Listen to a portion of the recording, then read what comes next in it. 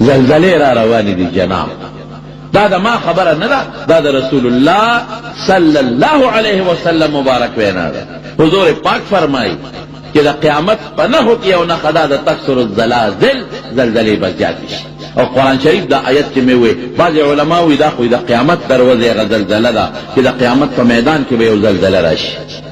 یو مثال الله ورکوي. یا بعضې خلک چې هغې د ماشوم لسي ورکولو وخت کې مړه دي، یا کمې ښځې چې هغه په حمل کې مړه دي، وي په دغه حالت کې به دوی الله جمدي کوي او د زلزلې سره به دا قصه کېږي. لیکن بعضې علما وی چې نه، هم سختر وزده.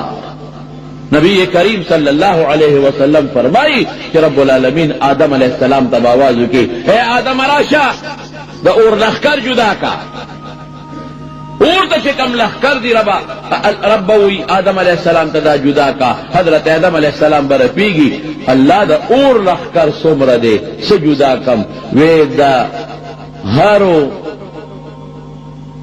زرونا یو کم زر جدا کا اور دا.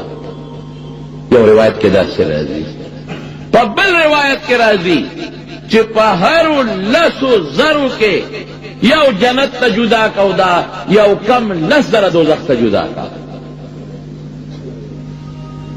اوهو صحابه په جړا شو، صحابه په جړا شو چې دا یو پکې بچ کېږي چې دا بلا څوکي. نبی کریم صلی الله علیه وسلم وی ما جاړه، وی دا شمیر به خدای په یاجوج او په ماجوج پوره کوي، هغې کې به دا شمیر الله پوره کوي. او په مخکې قومونو چې زموږ نه مخکې کم خلک کافران تیر شوی دی، په هغوی به دا شمیر پوره کوي. او بیا نبی علیہ السلام وفرمایل وی د دې نور مخلوق په مقابله کې تاسو دومره یې لکه د یو سپین غوی په شا کې چې یو تور داغي. ډېر لوی مخلوق د ستاسو نه علاوه دا شمیر به خدای په هغې باندې پوره کوي. نو صحابه بیا څه ناڅه خوشحاله شو. هغه به هم زلزله راځي، غرض به راځي. او دې وخت کې بعضې علما وایي چې د دې آیت نه د قیامت په مخکې زلزله مراده ده. ځکه قیامت چې راځي د قیامت زلزله ته وي نه مراده، ځکه د قیامت چې کوم وخت کې راځي نو هغه وخت کې به ماشوم نه، خلک به ټول بالغان. هغه وخت کې به د ښځې په ګېډه باندې بچي نه،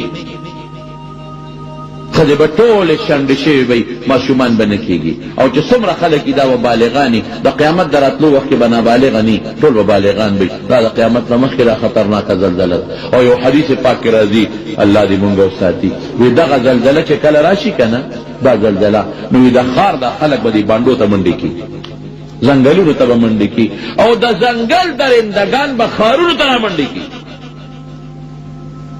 دا چې څومره زمري دي او دا څومره شرمخان دي او دا څومره اتیان دي، دی به په ځان نه پوهېږي، دی به ښارونو ته را منډې کړي. ګډې چیلې او څاروي شرمخان به یو ځای سرېږي. اوهو دا څه وشو، په یاد په ځان به نه پوهېږي. او د حاملې ښځې نه بچی غورځېږه، او چې پی ورکوي بچی لاندې غورځوه، یو شور به، یو منډه به، یو غوبل به. تمارونو دا د خدای طاقت دی، د خدای قدرت دی. الله ته دا ټول مخلوق داسې دی، داسې لکه ما او تا ته میږي نه هم زیاته، ما او تا په میږي دونه طاقت نشته او دونه قدرت نشته چې بیګیرې په دې لاس کې پروت دي. په دې دونه طاقت زموږ نشته لکه څومره چې خدای په دې ټول مخلوق طاقت لري. یو آن سره یو ټک سره چې فیصله وکړي